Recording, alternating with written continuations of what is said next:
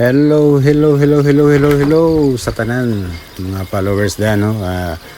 Naanapod ta karon magbuhat ta og paruwing pins para sa ato ang anay kay murag action tagkabalaka sa ato ang temporary na paruwing pins, bamboo lang ato ang gigamit. So karon buhatan nato siya base sa iyang size mao ni nga ato ang gibuhat para sa iyahan no.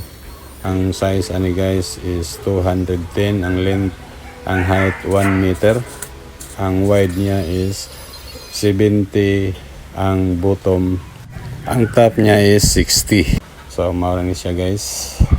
Hapit na gud mahuman kay ato ang gipaspasan no. Isa ka adlaw na ako ni gitrabaho guys.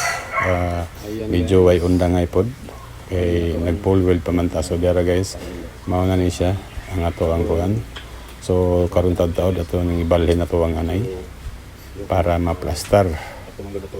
So sa sunod adlaw guys magbuhat na pud ta og another paruwing pins base sa request ato ang silingan na magpabuhat pod siya no para sa iyang anay para safety kay buntis na. So ang ako ang libor saya is 2,000 ako ana tanan ang gamit og ang welding rod o cutting disc. So iyaha ang materialis sa pipe. So mano siya guys. Daghan kayong salamat.